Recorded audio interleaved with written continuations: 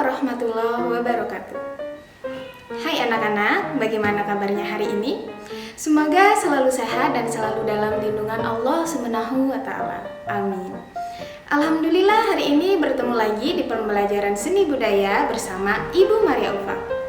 Nah, sebelum mulai belajar, marilah kita berdoa terlebih dahulu agar Allah senantiasa memudahkan kegiatan belajar kita hari ini. Berdoa dimulai.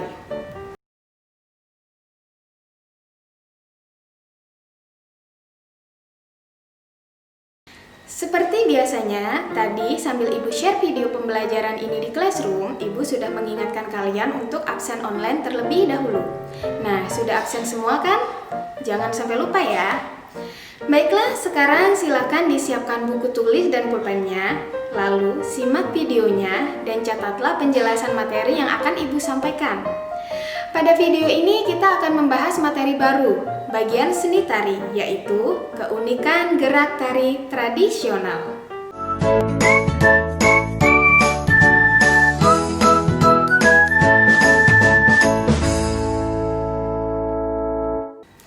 Indonesia, negara tercinta kita ini merupakan negara yang kaya akan ragam seni budaya, termasuk salah satunya tari tradisional.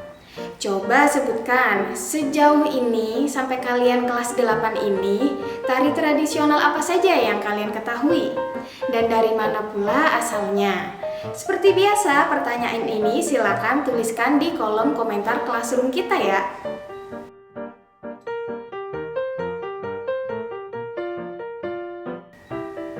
Tari tradisional adalah tari yang lahir dan tumbuh berkembang di tengah masyarakat atau di suatu daerah tertentu secara turun-temurun.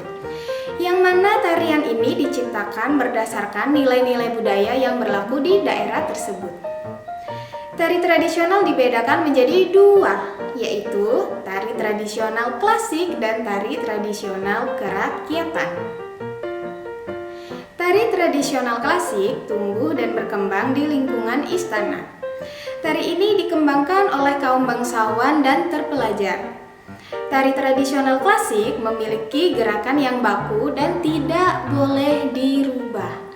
Nah, selain itu, pementasannya pun hanya boleh dilakukan untuk acara-acara tertentu saja. Contohnya, ada tari bedaya dari daerah Yogyakarta. Nah, tari ini merupakan tarian yang sangat sakral dan bahkan dianggap sebagai pusaka kerajaan.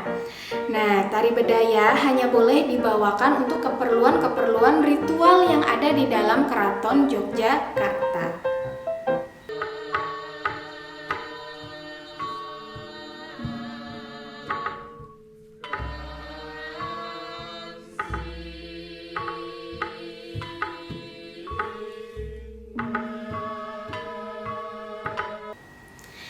Tari tradisional kerakyatan adalah jenis tari yang tumbuh dan berkembang secara turun-temurun dalam lingkungan masyarakat umum di suatu daerah tertentu. Biasanya tari ini diciptakan untuk memenuhi kebutuhan seputar hiburan dari masyarakat itu sendiri.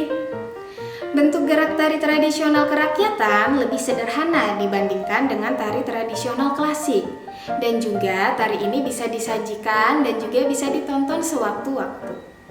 Contohnya seperti tari kuda lumping.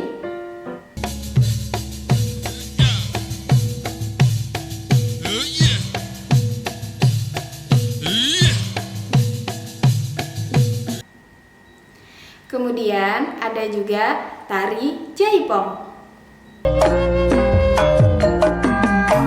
Sor kepamilon jaipongan rancage.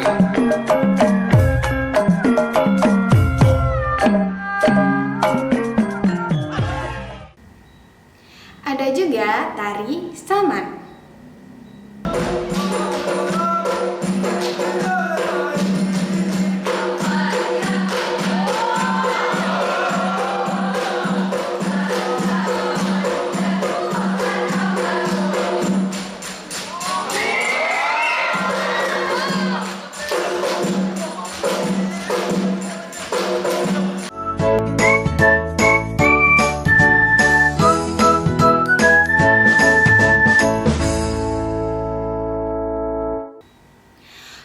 Tari tradisional meliputi berbagai sarana untuk upacara adat, tergantung dari kebutuhan budaya masing-masing dari setiap daerah yang memegang suatu tradisi tertentu. Nah, fungsi-fungsi tersebut meliputi yang pertama, upacara ritual. Dalam fungsi ini, tari harus memenuhi kaidah yang telah turun-temurun dijaga menjadi sebuah tradisi. Biasanya diselenggarakan pada saat tertentu dan dilakukan oleh orang-orang tertentu pula. Yang kedua, sebagai sarana upacara penobatan raja atau kepala adat. Yang ketiga, sebagai sarana upacara kematian seperti pada tari Mapeliang dari Sulawesi. Dan yang terakhir, sebagai sarana untuk membangun rumah seperti pada tari Seruju Nogawi di daerah timur. Nah, berdasarkan berbagai kutipan dan pemaparan di atas, dapat disimpulkan bahwa fungsi tari tradisional terbagi menjadi beberapa peran utama, yaitu tari tradisi sebagai upacara adat, yang secara khusus berfungsi sebagai sarana upacara agama dan adat. Kemudian tari untuk bersenang-senang atau tari pergaulan sosial di antara masyarakat, dan juga tari sebagai hiburan teatrikal untuk tontonan rakyat.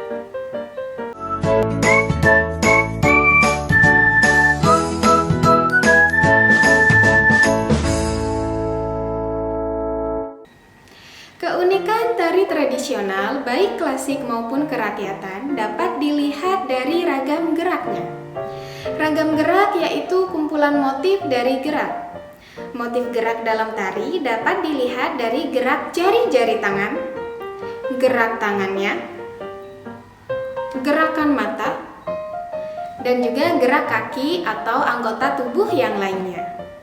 Motif gerak jari tangan antara lain nyekiting, yaitu ruas ibu jari bersinggungan dengan ruas jari tengah paling depan dan jari-jari lainnya melengkung searah jari tengah. Kemudian ada nyempurit, yaitu kedua tangan kanan dan kiri ujung ibu jarinya bertemu dengan ujung telunjuk membentuk bulatan. Jari lainnya melengkung mengikuti jari tengah. Yang ketiga ada nguruji atau ngerayung, yaitu motif gerak pada kedua tangan kanan dan kiri di mana semua jari-jarinya rapat tegak lurus. Ibu jari masuk ditekuk merapat ke telapak tangan. Dan juga gerakan jari atau tangan ngepel atau gregem, yaitu kelima jari-jari menggenggam. Keunikan gerak tari tangan ini paling menonjol dapat kita lihat pada tari serimpi.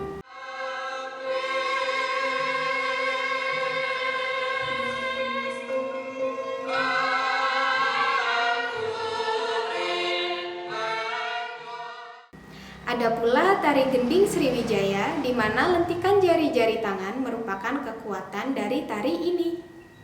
Di pusaka zaman Sriwijaya,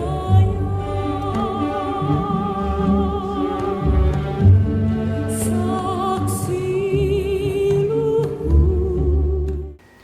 Beberapa motif gerak tangan yaitu tangan kapal, yaitu kedua tangan merentang sejajar dengan pinggang.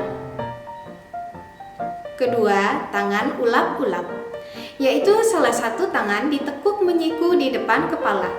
Pergelangan ditekuk ke arah dalam, jari-jari terbuka melentik ke atas dan jari telunjuk melentik ke bawah. Ketiga, tangan ridong sampur, yaitu salah satu tangan merentang menjimpit selendang. Tangan yang satu lagi ditekuk tertutup selendang. Keempat, tangan kebyok sampur, yaitu kedua tangan ditekuk bersamaan menggerakkan selendang masuk ke pergelangan tangan. Selain itu ada pula motif gerak pada mata, yakni nyeledet. Gerak mata melirik ke samping kanan dan kiri. Cara melakukannya adalah dengan menarik biji mata ke sudut atau ke samping atas bagi tari putra dan ditarik sejajar untuk putri.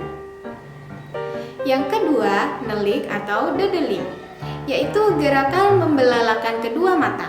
Alis diangkat ke atas dan mata difokuskan pada satu titik. Gerakan mata ini dapat kita temui pada tari legong dari daerah Bali.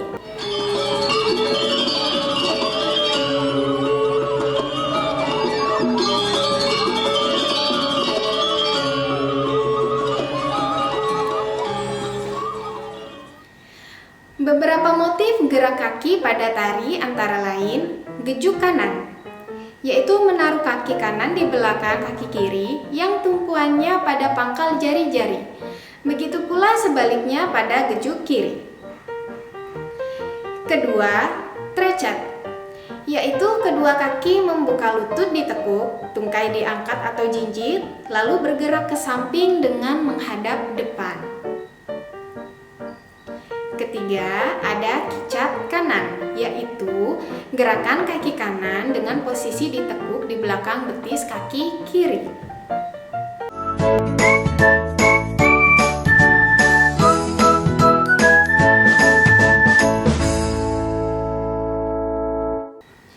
Dari bentuk penyajiannya, tari dapat dibawakan secara perorangan, bisa juga dibawakan secara berpasangan seperti pada tari Serampang 12 dari Sumatera Utara.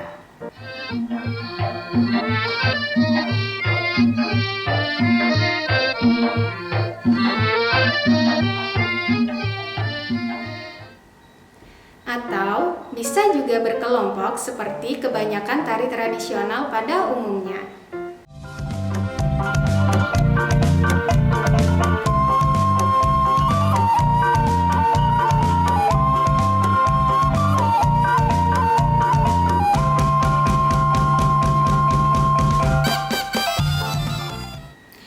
Baiklah anak-anak, jangan lupa untuk memperdalam materi kita hari ini dengan mencari referensi jenis-jenis tari tradisional Indonesia yang sebanyak-banyaknya. Lalu kalian tonton dan kalian amati keunikan ragam gerak dari tari-tari tersebut. Nah, dengan begitu kita akan semakin kaya akan wawasan dan pengetahuan, serta tentunya semakin mencintai seni dan budaya Indonesia. Jika ada yang kurang jelas dan ingin ditanyakan, kalian bisa kirim komentar di Google Classroom Seni Budaya. Dan jangan lupa juga untuk menjawab pertanyaan yang tadi Ibu berikan. Ibu tunggu di kolom komentar ya. Kemudian cukup sekian materi kita hari ini. Sampai jumpa di materi berikutnya. Wassalamualaikum warahmatullahi